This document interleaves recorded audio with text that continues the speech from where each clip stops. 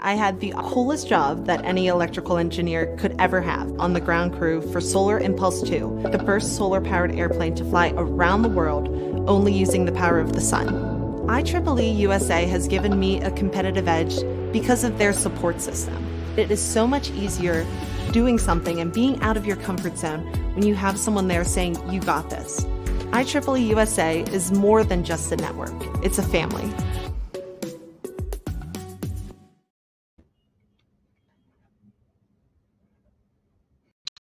All right. Hello, everybody, and welcome to the October edition of the IEEE USA Washington Update webinar. I am Eric Heilman, the Director of Government Relations here in Washington, D.C. for IEEE USA. I don't need to tell you that we're coming up on an election, so we're going to get into some of that as part of today, but let's dive right on in. First, let's start with where we left off the last time we did this for the September edition. Congress had just gotten back into session from their traditional August recess break, and they had a quick window in September to try and accomplish something before they left again, recessed, and went back home to continue working there. And if they were up for re-election, as everybody in the House is, and 1/3 of the Senate is, they went back into re-election mode. So let's look at what they actually did accomplish in September. Well, the good thing is they kind of did the one thing they were supposed to do, and that is make sure that the government didn't shut down. The fiscal year ended on September 30th, as it does every year, and as it has been almost every year in, I don't know, at least recent memory, Congress was not able to enact a brand new budget for the next year by the time the new fiscal year rolled over on October 1. But they did what they have always done, essentially kicking the can, buying more time, and that is to pass a continuing resolution legislation. If you recall, and if you've tuned into these in the past, CRs, as we call them, can be for any length of time from a day to a full year, and essentially continues the government funded on previous fiscal year budgeting authorities and levels. And so that's what they did. And the date that they chose to kick the can down the road until is December 20th. And so they are gone now, as I said, they are back home, and all eyes are on the election. And so what we wanted to do here is just show a few congressional races that are of interest to those of us who do policy advocacy in the tech space, and that are competitive, because there are a good number of competitive races out there where it's going to be really close and where the majority could be decided within the House of Representatives and in the Senate. And these are a few that that we noticed and put up here. I'm not going to go into all of these. If you live in these states, certainly you may know of some of these races and know of some of these candidates and incumbents. You've got a pretty big one on the top there, an open seat where longtime supporter of the tech and innovation space, Congresswoman Eshoo, is retiring. So you've got two Democrats vying to replace her there. You've got some incumbents who are trying to get reelected and are facing some stiff competition. California, Arizona, Iowa, and Ohio kind of have some that are of interest to us for various reasons. But these are ones we're going to be watching on election night, and that will really help determine the outcome of not only who represents these particular districts in Congress, but also who retains or gets the new majority in the House. And this is the Senate. The Senate tends to be a little bit more fun to watch. One, because it's right now the makeup of the Senate is so thin. The majority only really has a 1-seat majority, the Democratic Party right now, and so things could go either way. And there are a number of Senate races that really could tip the balance one way or the other for either party. And there are a number of senators who we work with, whose staffs we work with, who have done a lot to kind of advance a lot of the policies that we advocate for and that our membership works in and supports in and believes in. So these are the ones we're going to be watching. The one I'm kind of really interested in particular is Texas. Senator Ted Cruz is facing maybe, and if you're in Texas and I'm completely getting this wrong, feel free to throw a chat in there and correct me. But my memory is that this may be one of his toughest elections to date. Sitting Congressman Colin Allred is running to unseat Ted Cruz.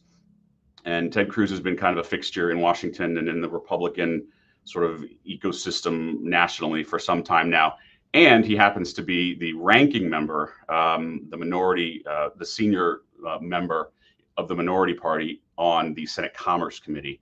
And in the Senate, that's the committee that we tend to work with most often, as it has jurisdiction over a lot of tech policies. And I'm going to talk a little bit more about that in another couple of slides. But these are going to be fun to watch if you kind of geek out on politics, certainly like I do. Election night can be really fun, really nerve-wracking, really late. And these are some of the races that we're going to be paying attention to. And as I alluded to just there with Ted Cruz, we're looking at a potential change in leadership and in majority in both chambers of Congress. And when that happens, you get new committee chairmen. And so the two committees in the Senate that we're kind of going to focus on in terms of what we're watching here are two committees that we do work with very closely. I already mentioned the Senate Commerce Committee, currently chaired by Senator Cantwell of Washington. If the Democrats hold, she would probably stay where she is. If the Republicans take the Senate, this is where things become interesting, then Ted Cruz, who is the current ranking member, would likely become the chairman if he wins his reelection race. If that doesn't happen, then it could fall to Senator John Thune, who has been the chairman in the past and would be interested in taking that spot again if he doesn't become the next Republican leader in the Senate, which I'm going to talk about in a second as well. The Senate Homeland Security and Government Affairs Committee, it's not sort of a sexy committee. It tends to just have oversight over a lot of government operations. Obviously, Homeland Security is the other piece of that. But we work very closely with the current chairman, Senator Peters, and his committee staff on a lot of issues, and particularly related to AI. And our members, IEEE members who are on the AI Policy Committee, have been very engaged with his staff over the last couple of years on a piece of legislation dealing with AI and use of AI in government procurement. And this bill is moving. It has passed out of this committee, and we are really hoping to see some final resolution on that. It's a legislative priority for us, but as I'm going to speak about in a minute, getting something like this over the final hurdle to passage and then signing into law, sometimes this is the hardest bit right here, the next few weeks. If Republicans take the Senate, then you could see Ranking Member Rand Paul take control of this committee.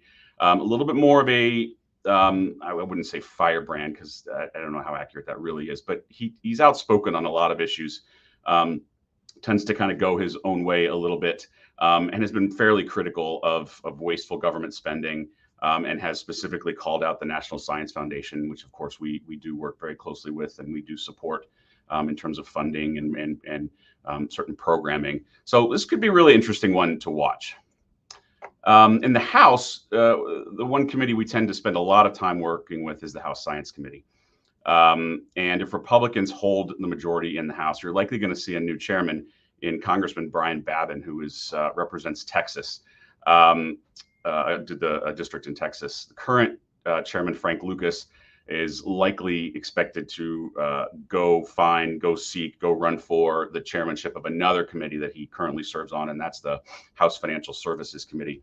Congressman Babin, as I said, represents a district in Texas that has NASA Johnson Space Center within the district. So he's very keyed in on space issues and actually currently chairs the subcommittee on those issues right there.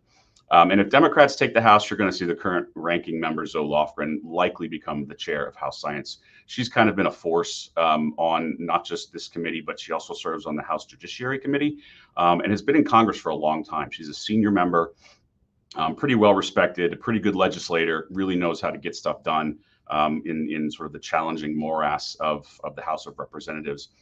She's got a very interesting sort of background, both in terms of her personal and professional life and work before she came to Congress. She represents a good chunk of Silicon Valley and has often sided with the tech industry in a lot of issues, which makes her kind of a very unique and I think interesting member. So she could become the chair. And frankly, we look forward to working with either of these, no matter what happens in the majority for the House. And as I alluded to earlier with Senator John Thune, there are lots of other things going on behind the scenes in Congress to get ready for 2025 and a whole new Congress, the beginning of a new 2-year Congress. One of them is a pretty big shakeup in the Senate Republican ranks. Senator Mitch McConnell of Kentucky has been the Republican leader, either in the majority when they were in the majority or in the minority, he's been the longest serving Senate leader, majority or minority leader ever.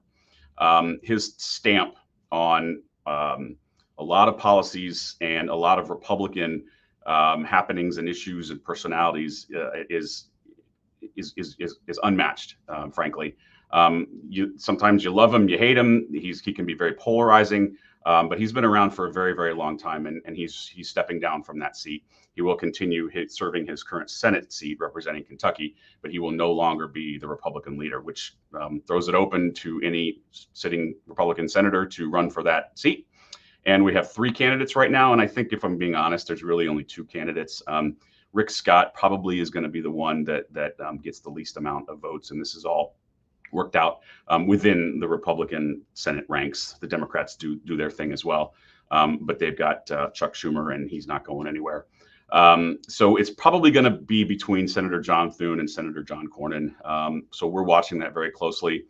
Obviously, no matter who takes control of the leadership post for the Republicans, they may be the Senate Majority Leader, which means they would control much of the Senate agenda and be a very powerful figure here in Washington, as Chuck Schumer is right now, or they would be serving in a minority capacity, which still comes with a very heavy amount of responsibility and authority. So this one's going to be a lot of fun to watch, and will certainly be a part of 2025 moving forward. And so let's talk about lame duck. After the election, Congress will return for what is officially known as a lame duck session. And I like to geek out a little bit on some history, and especially where it overlaps with politics. This term originated a couple hundred years ago in Britain, related to finance, a conversation and a letter between 2 gentlemen, specifically referring to the London Stock Exchange and the happenings around that. It obviously made its way across the Atlantic. It was in Wall Street circles for a long time, and then started getting picked up in political conversations and political press articles in particular. And some of the first references that we saw here in the United States date back to the 1910s and 20s. And we now are fully wedded to the concept, the term, what it means, and what it means in practical purposes, in Congress at least, is that everything that you know about how things tend to work, how bills get done, how deals are done, how relationships work, tends to just go out the window in a lame duck session. It's kind of chaotic, wild, wild west. You have a lot of members of Congress who just lost their election, but still are serving out the rest of their term in Congress, and so suddenly are freed to kind of do whatever they want to do and don't necessarily feel beholden to their constituents anymore. Some, just continue on as they always have. Then you have a potential switch in power, where if the Republicans take control in the Senate, you now have Democrats who are still holding on to control for those last few weeks of this year. Maybe they're trying to jam something through and use that majority ability and power that they have. But you have a incoming Republican majority who is going to want to stall as much as possible until they take control the next year. The dynamics get very, very interesting, very, very challenging to predict. And if you're trying to get something done, those of us on the outside who are trying to influence something up on Capitol Hill and see it through and really try and make sure something gets passed and over to the president's desk for signature, it gets really hard to read any tea leaves and to really go about that advocacy, which also kind of makes it fun. So that's your lame duck. That's what we're going to be focused on. And in terms of the actual agenda when they come back, it's going to be all about the budget. We talk about this all the time with great reason. Our focus, our one of our primary bedrock advocacy actions and positions is to increase and secure proper levels of funding for the agencies that do federal research, that fund a lot of the great research work that maybe you do or your institutions do, that promote STEM and workforce development, that implement the CHIPS and Science Act programs. These agencies need to be funded, and they need to be getting the right type of funding and the right amount of funding, and that's all wrapped up in this. So what's going to happen? They have until December 20th to decide, and there's a couple different things that they could do. They could do another continuing resolution, kick the can down the road even further. If you remember, the last time they did this, they kept going until I believe it was March of this year when they finally finalized the FY24 budget, which had already started in the previous October. So in theory, that could continue. They also could come together and just do one big omnibus. We call it an omnibus spending package, where they just wrap up all of the different pieces of the federal government that get divided up into different pieces of legislation, pull all that together into one big package, one vote, send it to the president, it's done. The government is funded through FY25.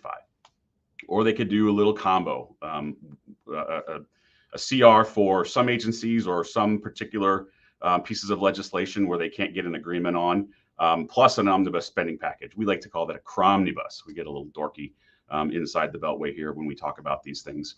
There's a lot of different things they can do, but right now the clock is going to be running until December 20th. They have to act by then. And frankly, I have no idea what's going to happen. And anybody that tells you that they do is lying. The other thing that they really need to do, and we talk about this often as well, is pass the annual NDAA, the National Defense Authorizations Act. And I'll talk about that in a minute, because there are a lot of pieces of that that are important to us, not just for what is in the bill, but what may get into the bill. And I should have started this from the outset, and I apologize. But there are a number of you, and maybe your friends and family, who are going through what just happened in Florida with Hurricane Milton, or are still recovering from the devastation in North Carolina, in particular with Hurricane Helene.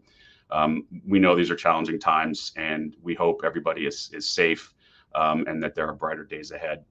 Congress may need to look at this as well. There are already calls to ensure that FEMA has the right amount of funding.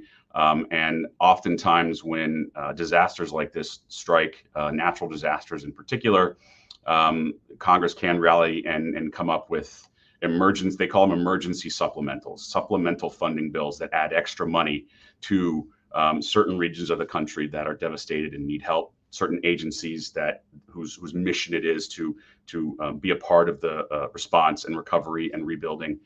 So you could see a pretty big push, and I would be surprised if you don't, to add some additional supplemental funding for relief from these two particular horrible storms.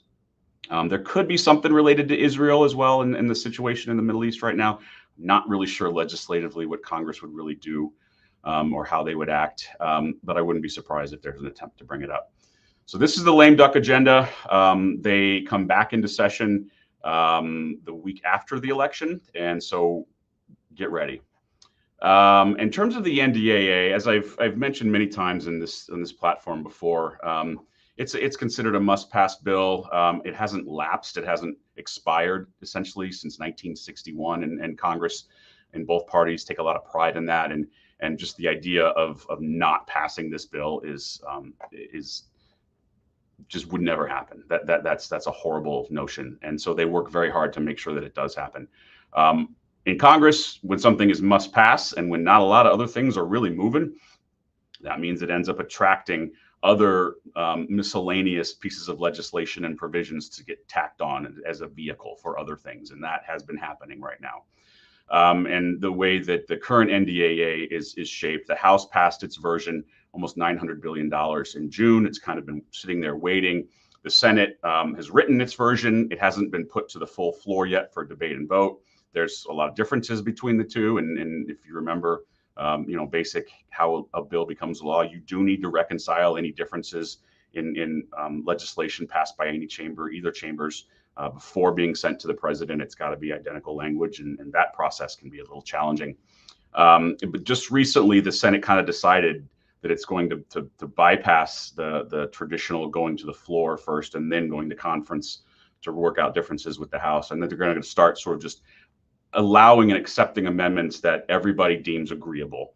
And there have been several tech provisions that were included in a big list of what was called a manager's package. And I'm not going to go over all of them here, but there's some of interest to us. Obviously, this is the Defense Authorizations Act. So a lot of these are specific to national security and military functions and operations. But the idea here is that the Senate will take this package, negotiate it with the House passed package, and then the full Senate will still have its say via a vote, but it'll probably be the combined agreed upon package, assuming they get there. And again, I do think they will get there. And that's got to happen by the end of this year.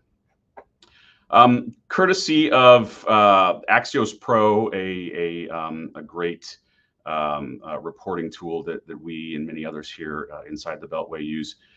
There's a good number of tech-related bills and pieces of legislation out there that could end up riding on either an NDAA, the NDAA as a vehicle, or potentially this omnibus spending package that becomes a vehicle as well too. The one starred there, if you've tuned in here before, or even if you happen to be here in April and at our Congressional Visits Day, you helped lobby on this. This is one of our top priorities, the Create AI Act, to authorize the NAIR here at the National Science Foundation, the National AI Research Institute. That bill has a good chance of going, but it needs a vehicle and it needs enough senators and members to say, yep, I don't have any opposition to it. It's fine. Let's let it go. And then there's mechanisms for that to happen. So fingers crossed, we're going to get a legislative win on this one. And if we don't, I guarantee you we're going to be right back at it at the beginning of next year. I don't usually talk about state-related issues here, but when California does something and it's fairly big, and it's certainly if it's in the space that we work in, we pay attention. Lots of others pay attention. And I suspect if you're in California, you're well aware of this and have paid attention. There was a piece of legislation that actually passed the state legislature in California to essentially lay out a set of regulations on AI, and the governor vetoed it. It was a really interesting set of happenings, and when California does something, whether it's big environmental regulations, transportation regulations, the rest of the country tends to pay attention. It's California, huge market. It does like to tend to be fairly influential in state lawmaking, state regulatory issues, and I think Californians themselves might even like to say that they like to try and influence what Congress does, or at least maybe that's at least the notion.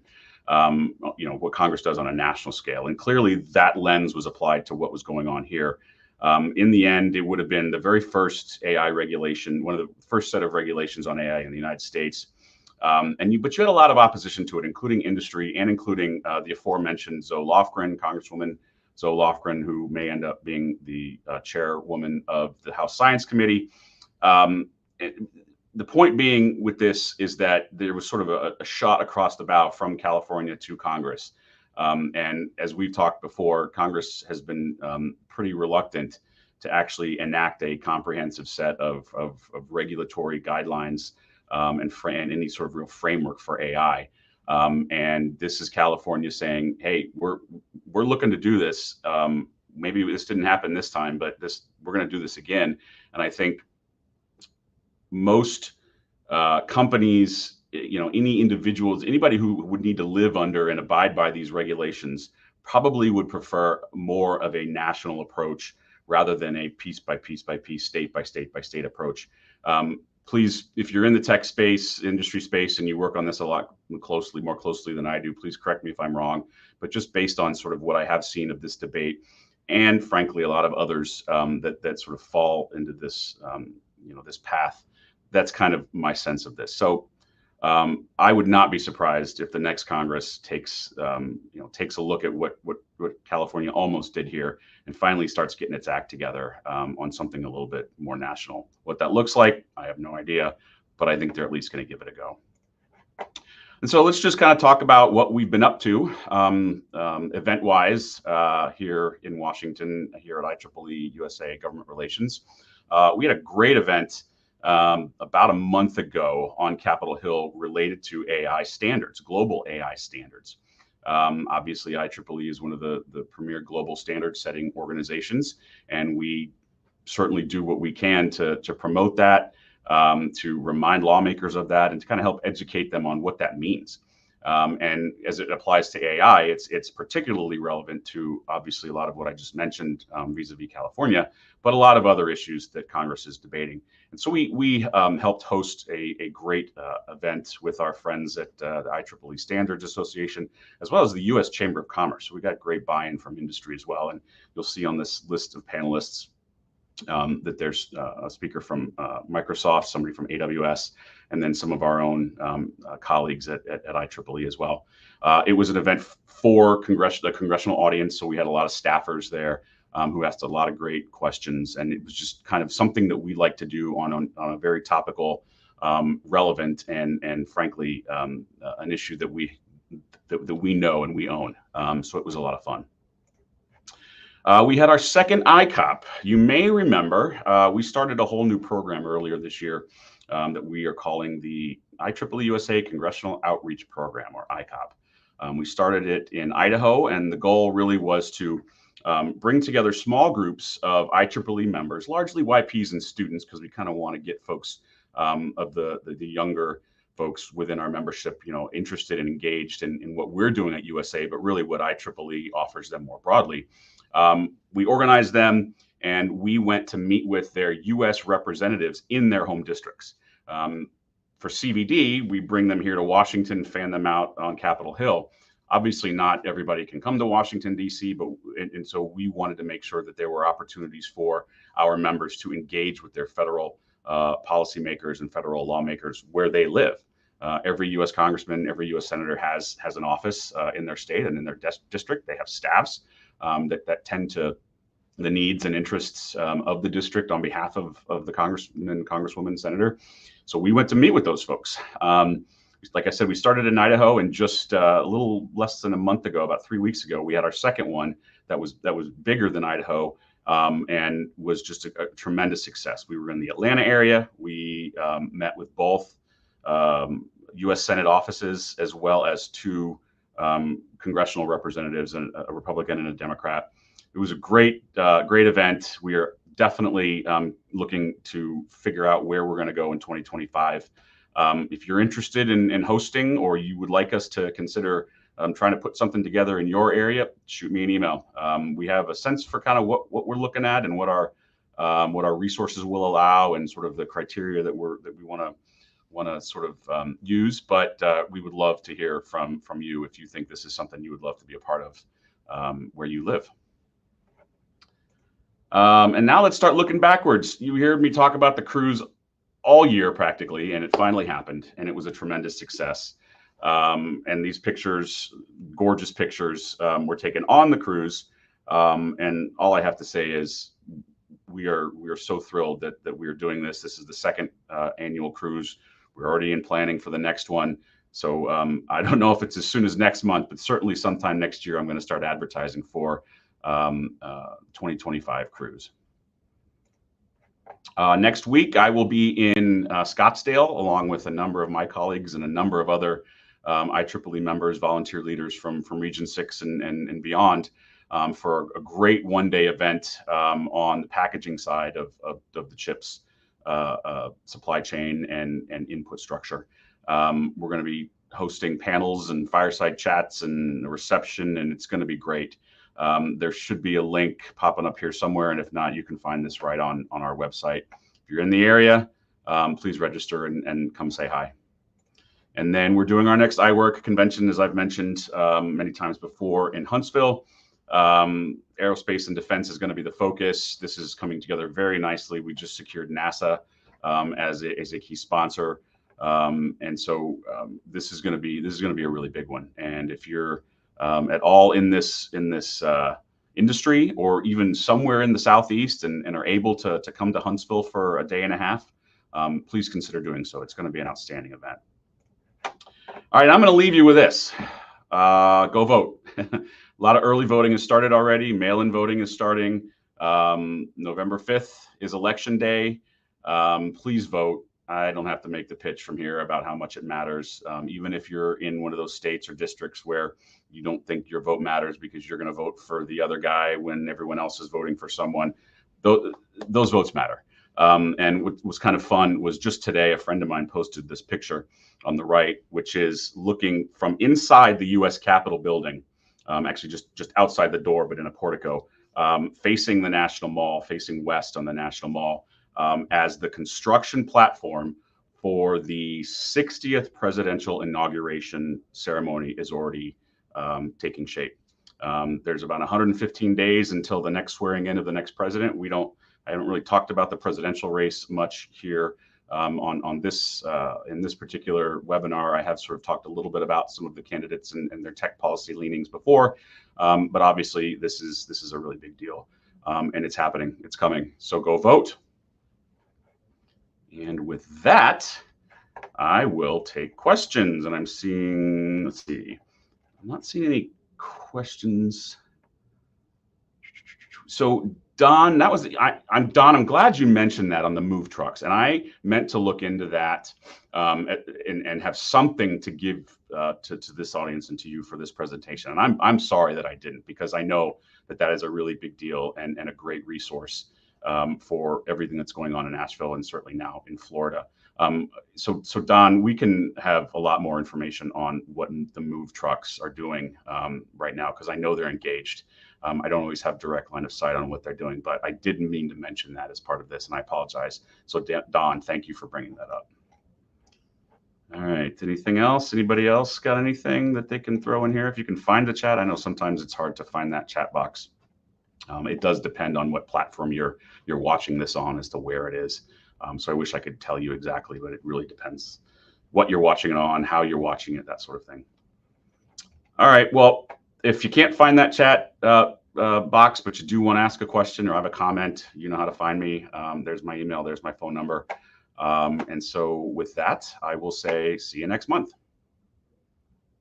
My superpower is engineering. I've been a roboticist almost all my life now. I think engineering is just as creative as the arts.